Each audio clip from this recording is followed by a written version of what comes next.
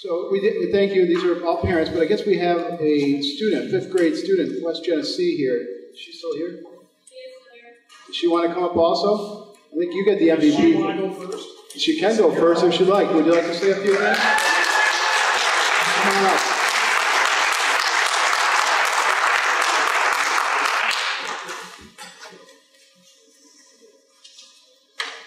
Some great patience to be here the whole evening. So congratulations to do that.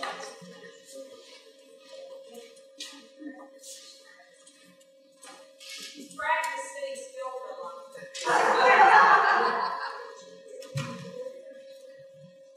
Hello, assembly members. I'm Amy Deagle, 5th grader from the West Genesee School District, and I'm protesting the Common Core for New York schools because when it comes to this New York State test, I get anxiety attacks, and I also love my teachers so much.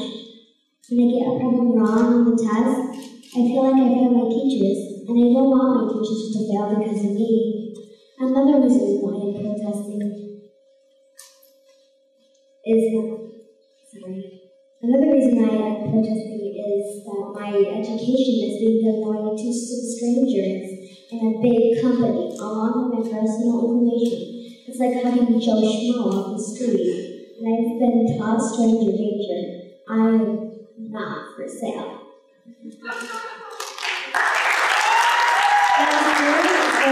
Because there are too many tests, like a computer test, and a bubble test. The one that I absolutely hate the most, 3-day state test. So much time is being spent on preparing for these tests that there's no time for creativity, exploring, and having fun. Please remember, we are just kids, not super genius robots.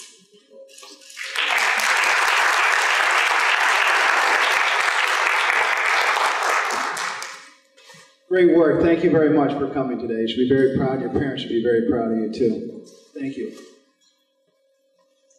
So just like we've done in all the other panels, just introduce who you are, where your sons or daughters go to school, and obviously whatever relevant information you want to give us. It's a tough act to follow. My name is Gregory McCray. I'm a taxpayer in the Baldwinsville School District. I'm also a teacher in the Baldwinsville School District. I promised my wife I wouldn't go off script, but I don't want to be too long-winded. You sat here for quite some time listening to scripted testimony.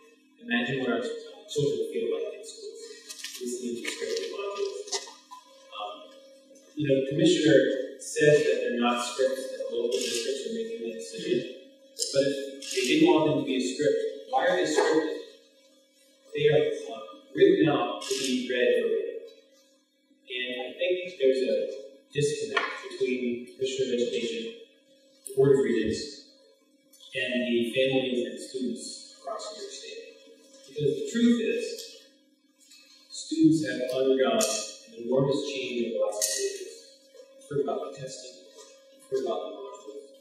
My son came home a few weeks ago, and I should say that I think Baldwinsville is doing a great job at approaching a measured approach to the state.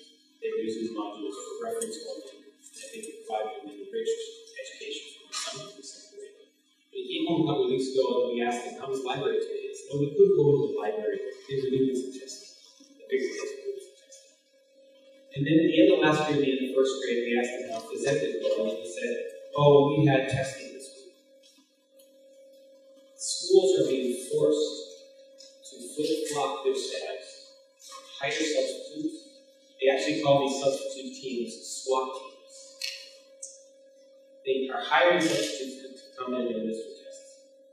They're having flip-flop staffs from building to building, primarily because of the regulations surrounding the ER.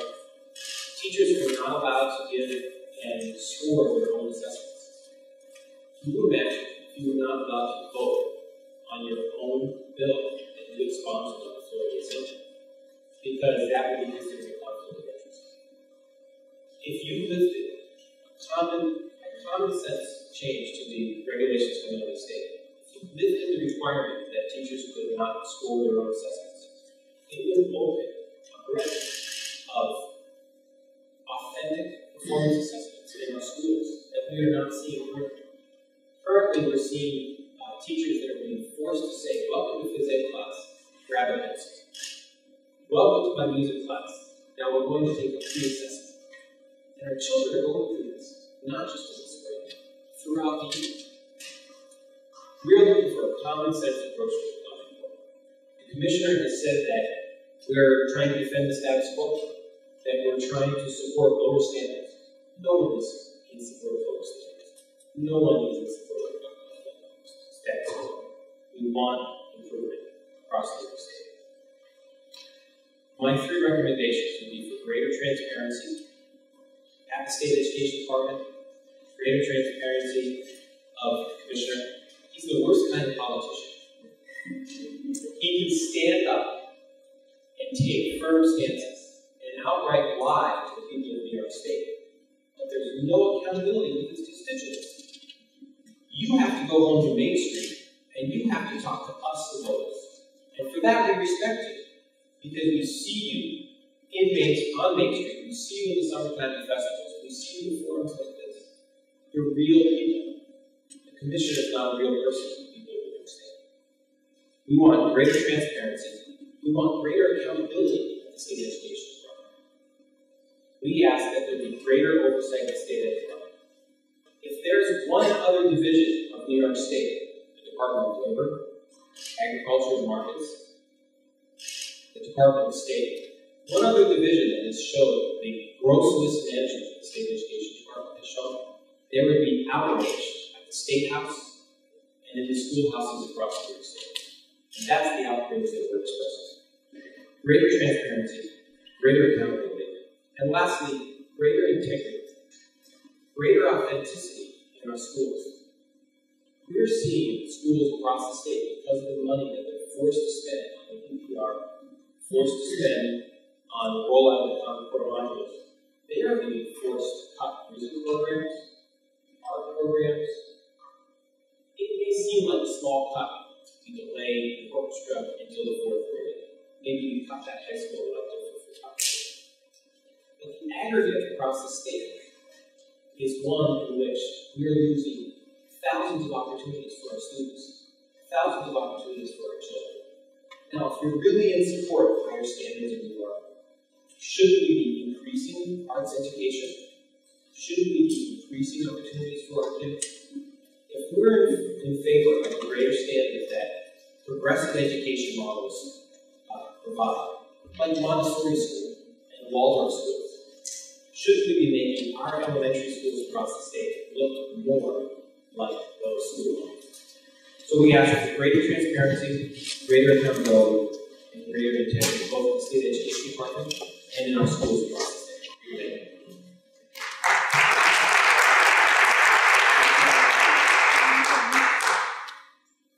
First of all, I'd like to say that you gentlemen are a breath of fresh air.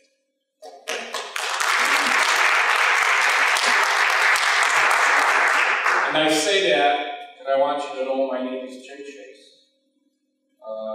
I'm here as a parent of 6 children. My wife and I have 6 children, 7 grandchildren, and more coming. I am from North Utica. As a matter of fact, if you visit me tonight, I'm sure I told you back. The last of these meetings I went to was in Baldwinsville. There were over 1,200 individuals there, and the crowd basically got harangued and scolded by the individuals.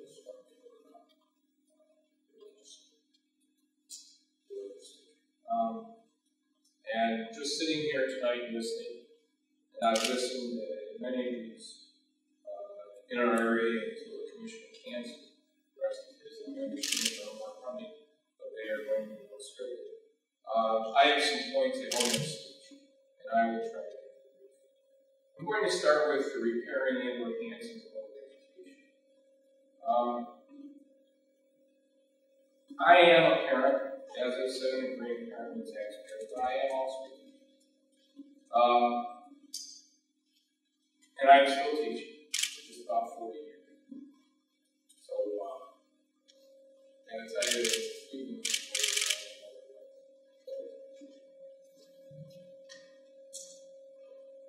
the first document such as this we saw, and I'm glad someone alluded to it beforehand, was written in April of 1953.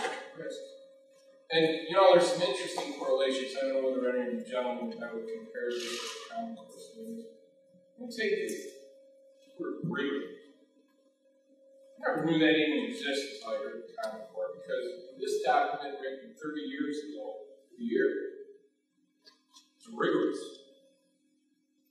Okay, so change words around a little bit, but the game is still the same. Instead of common core standards, we have the new basics. This is 30 years ago, 1983. And then we go on for, and I didn't kill 2 or 3 more trees, I just printed out the recommendations of the Nation at Risk. And I gotta tell you, it's like reading the Christian version of the Bible and then comparing it to an English version of the Torah. It's amazing how some of these documents sound very similar. You know, and instead of coming up with creative ideas, what we do is, unfortunately, 30 years ago, it looks like we've taken out of the 30-year-old playbook. We start looking for some place to place blame. I want to talk about my children for just a minute, because as I said, the reason why I'm here is parents. But please keep in mind as I do this, the parents are our first teachers. They are the first educators that any of our children ever see. And they formulate what their children are going to do when they get to school. And that's why, at least for my children, when they got on the bus and they headed off, and incidentally, just for the record, every one of my children, my grandchildren, my wife, myself, my parents, were all successful individuals educated in New York State public education. And we're talking decades here. All right? And one of the most important things to remember is, you know, since this document came out even before, because I was teaching way before this document, I don't believe that any teachers, just like any parents, just sat there on the sidelines and did nothing. There was a constant understanding that you had to progress. All right? We had to achieve more. We had to do that. All right? Now, one of my children, one of their wives, or their husbands, one of my grandchildren, to the best of my knowledge, not my wife, not even me, yet. I don't see any of them after this public education sitting in any corner drooling. All right, so we must have done something right, because each one of you gentlemen up there, as well as most, if not all, of the people, we were educated in this same system. But now, all of a sudden, after 30 years, we created another crisis. All right, I'm here to tell you there's no crisis. All right, and you gentlemen are a breath of fresh air, because for the first time in all these things that I've done, I see some people who are listening. All right, and if I had the opportunity, I would go further. All right, because what I'm looking for are statesmen. I'm looking for public service. And I believe that's what people are. Right? Move a little bit further if I may. I'm proud to be a product of the New York State system.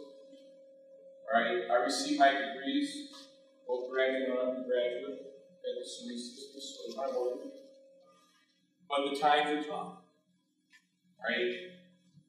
That's not the issue here in New York State at all. Nation.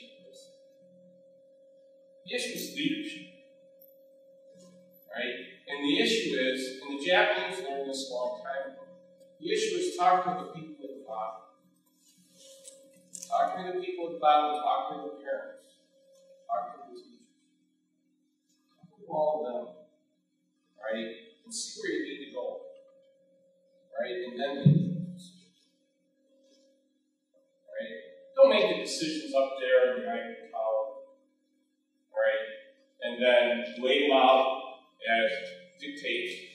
When people start balking, right? Call them special interests, call them malcontents, call them what you want to call them, right? But statistics will bear us out here in New York State. And in Whitesboro, one of the interesting things, the gentleman walked up to the microphone there with a laptop, and he pulled up all the sites, right, that you could pull up. And every single one of them in New York State is at the top or right next to it. And it's not just in the nation, it's in the world. And another thing that we have to remember, too, is this is one of a small, decreasing handful of countries that allow every single child to go as far as possible.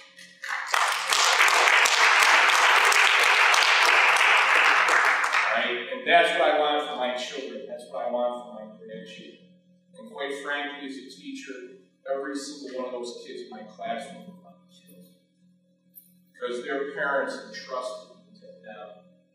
And as long as I'm going to teach, ask me that question. Right? That's what I'm going to feel about.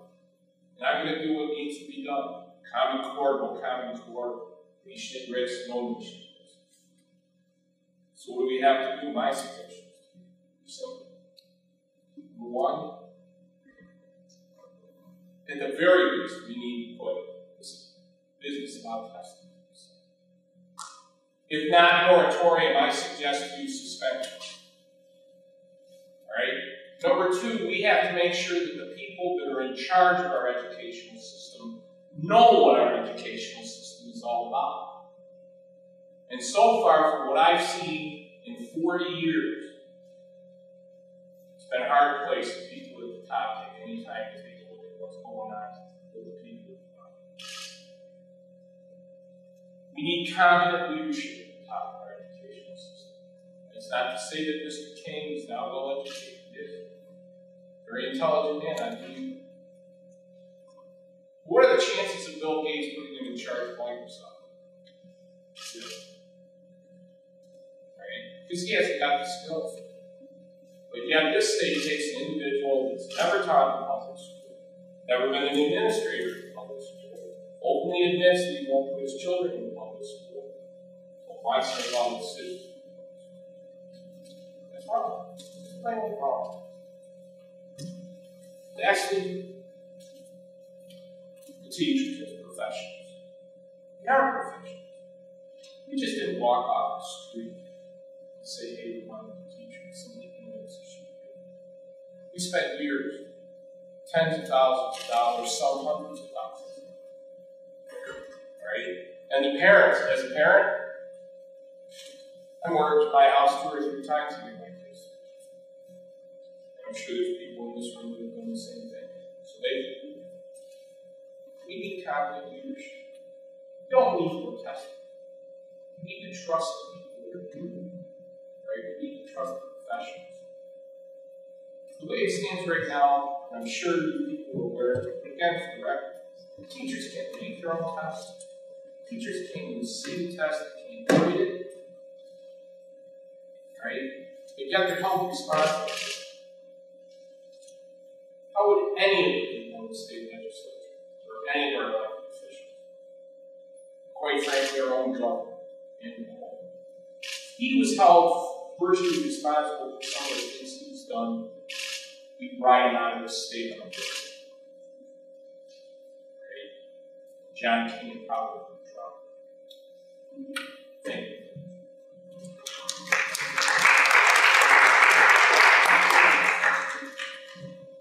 Hello, my name is Black Johnson, and I live in Constantia. And I want to thank you for letting us be heard. I have a daughter who just turned 11 and 13. Who just started 6th grade in middle school and dealing with trying to get through middle school. And I have a son who is 7 in 2nd grade in the Central Square School District, which has rigorous modules. There is so much wrong with Common Core. I've been up till 3, 4 o'clock in the morning most nights, learning all I can about this. There's the race to the top, there's the data mining, the parents' rights that are being taken away, the federal government who's trying to control our schools, standardized testing, Pearson and other big businesses making profits from our kids. They're not trusting our teachers to know what is best for our kids, which I myself trust every single one of my daughters and sons' teachers to know what they need, not some tests. My daughter doesn't test well. She can get 90s, high 90s, but she'll get 70s or 60s in her testing. Since preschool, my daughter has been wanting to be a teacher. She no longer has that dream. She used to love school, especially math. And that's impossible for her.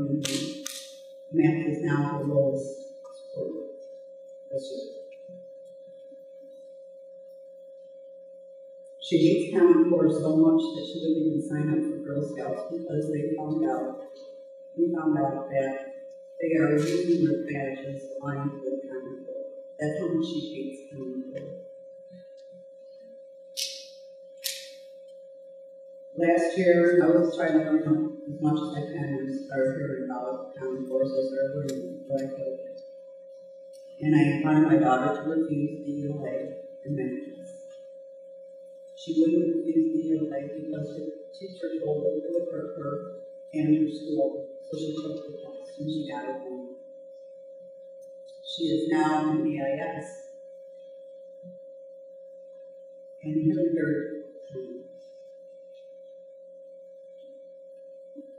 she asked if she could refuse in math because she didn't know anything in the ELA.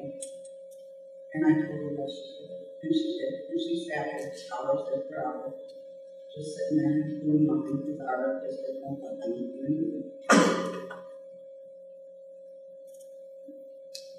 We didn't even find out that she was an EIS until she went to school the first day and she came home and said, Mom, why didn't you tell me I was an EIS? Because I didn't know. Well, and I asked, it was because the state didn't even have the testing results to the teachers yet.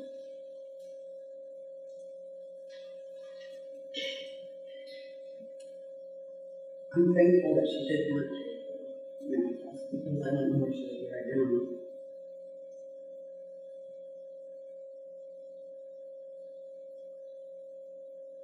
My kids mean everything to me.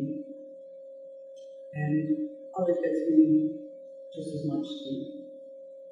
And these kids failed the ELA and the math test because they didn't know the curriculum whatsoever. They were not taught the curriculum last year.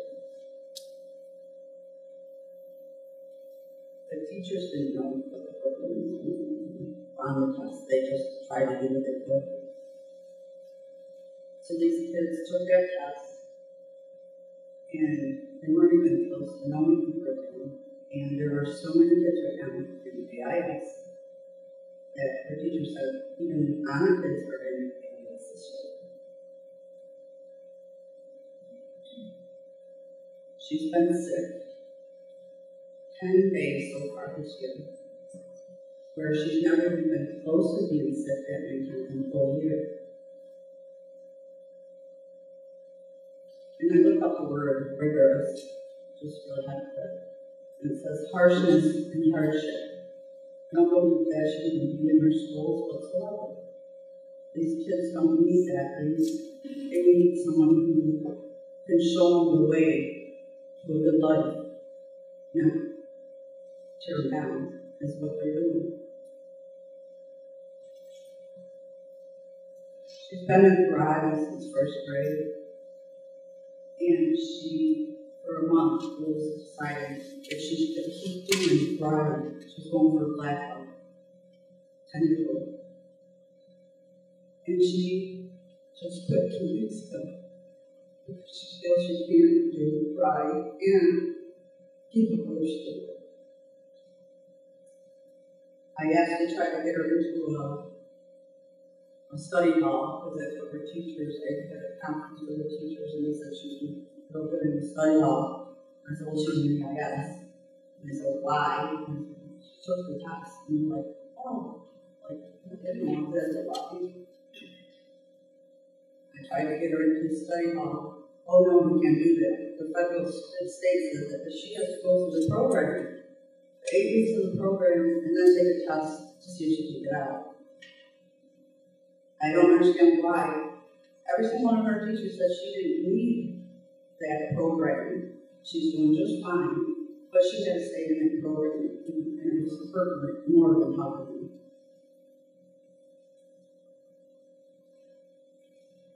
Now to my son. Last year he told me he hated school, and that was in first grade. He said his teacher was mean because he was making him do work he didn't know, and I thought, typical boy. Until I really got to know him boy. The things he was taught this year, even the adults had trouble with. You know, I put things out there on my sites to see if someone could help us.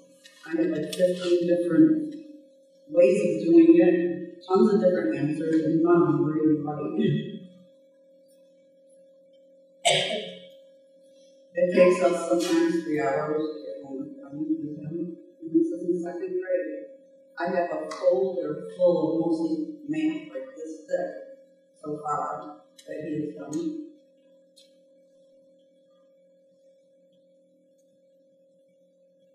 When we were done with his math homework, I asked him, do you understand what he did? And he's like, no, Mom, I'm sorry, I don't. Does that make me stupid? My kids feel stupid. And stupid is a bad word in our house. We never say it. And that's all I've been hearing so far all this year. He had to do this one assignment where he had to measure things. He measured a pencil at 5 1/2. He got it wrong. How do you get wrong? All you need to use whole numbers. But he's measuring a pencil. What does he have to do? Sharpen it until it's down to the whole number? I don't get it. Half the time, there's something written on it. He's either wrong or I'm writing stuff, asking, we don't know what we're doing.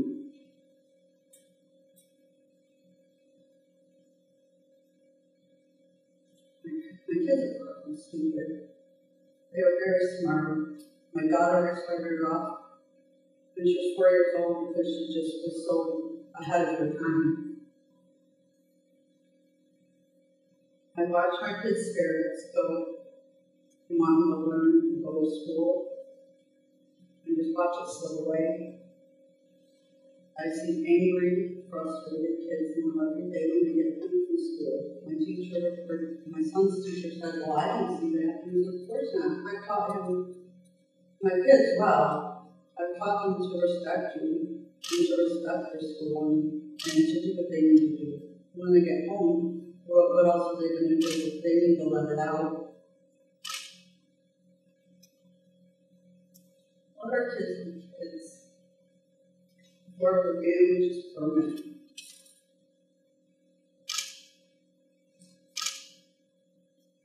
Like I said, I have a lot of other issues, which I have written down here for you. I know you need to get out and I'm hungry. So I will now do this. And I appreciate everything listening to this song. Thank you.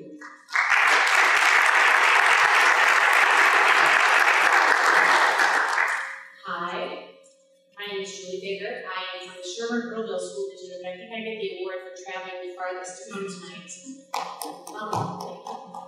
I am also a graduate of Sherman-Earlville. I graduated in 1989, went on to the University of Vermont, got my bachelor's degree, and I was a coach at Carnegie Mellon University. I coached volleyball for a long time down there. So I am familiar with academia, and I'm also familiar with coaching kids' intangibles. That's kind of what I'm going to bring to the table tonight. But right now I'm here as a parent of 2 sets of twins. My boys are in UPK, and my girls are in 2nd grade. But I also represent a group from our community that we call ourselves the Sherburne Remote Parent Advocacy Group. We know that you have no role in the creation and implementation of these new standards, but you are a vital part to stopping it, which is our recommendation. The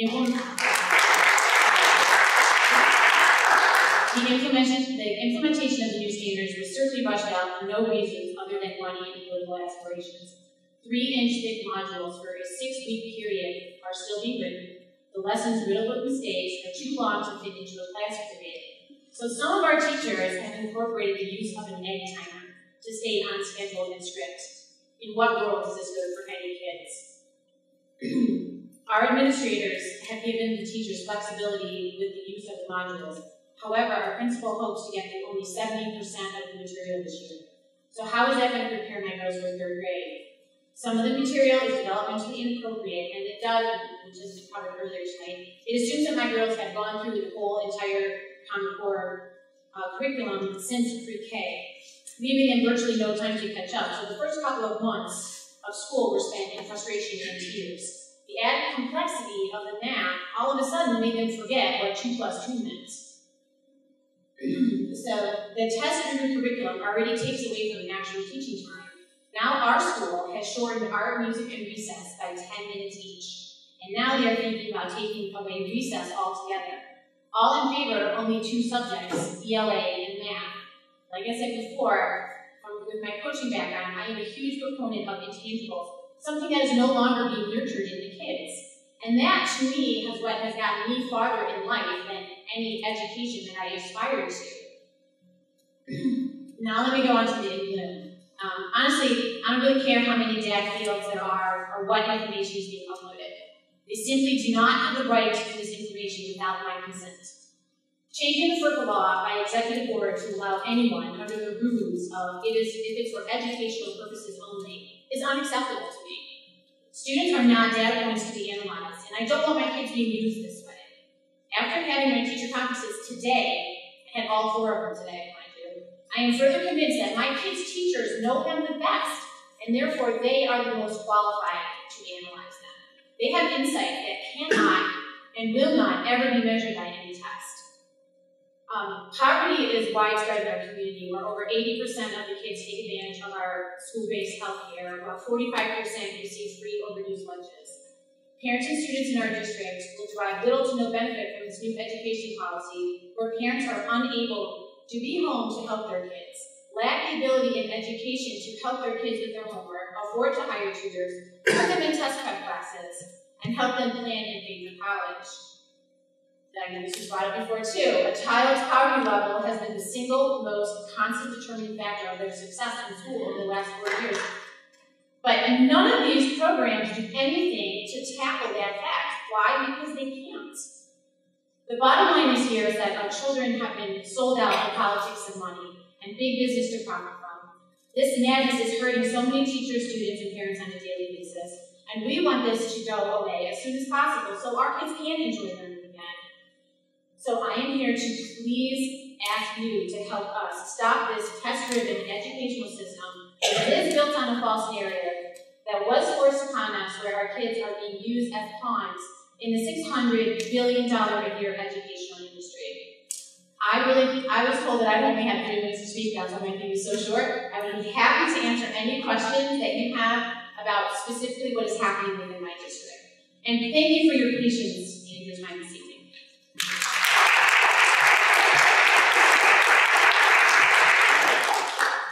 Hi, my name is Niall Davis, and I live in the Sandy Creek School District north of here. I had prepared about 5 minutes to speak. I wouldn't make you sit through that. We're all exhausted. And I thought, well, this chair is uncomfortable. Let me just say, you're asking for information that you can use. The very people who were asked to sign off on the Common Core standards, the Common Core Standards Committee, 4 of them refused to sign off. 4 of them are now speaking out against the inappropriateness of the very standards that they were asked to evaluate.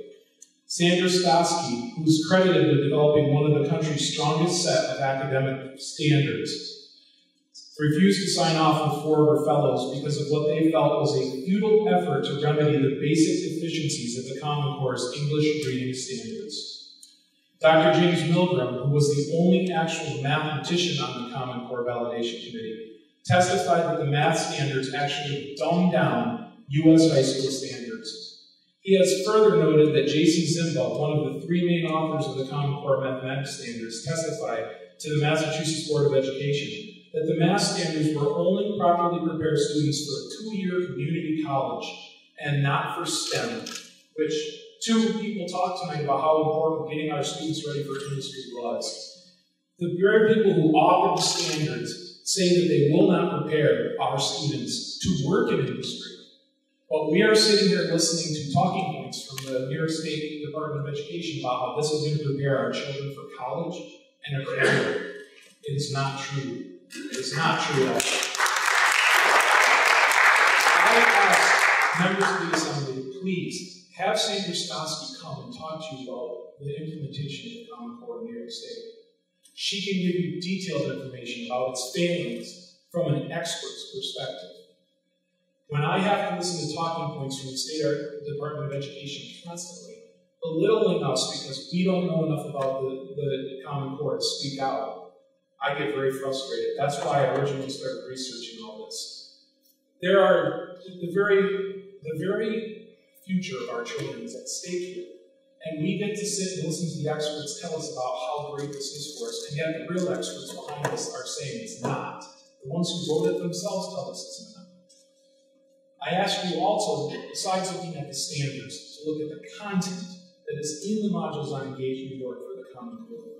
You heard someone else sit here tonight and say they don't have the money to rewrite that curriculum, so they're going to continue to use those modules that are on the Engage New York site, written by the state. My son does not need to spend 2.5 months learning about the United Nations doctrine. He doesn't need to learn that.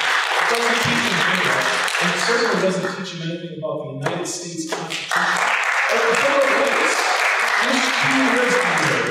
He does not get his rights from the United Nations. Okay? I know everybody is calling us right-wing extremists for calling into question the political motives in the Engage New York content.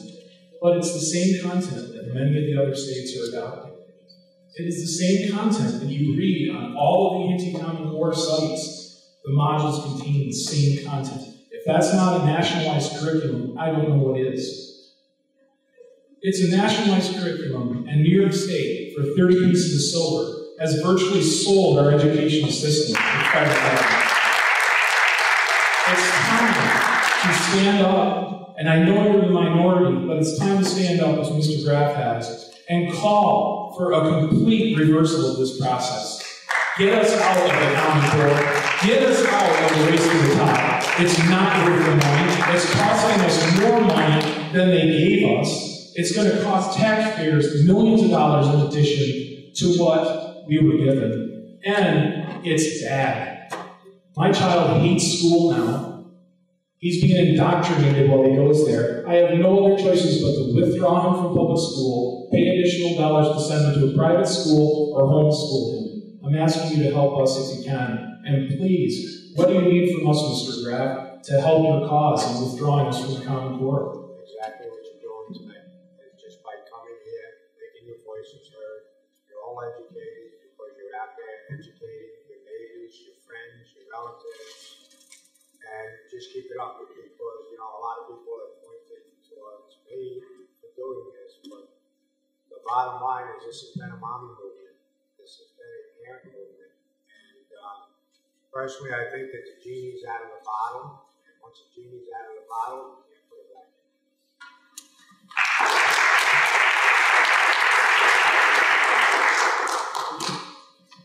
Well, thank you very much for your testimony. Do any of my colleagues have any questions?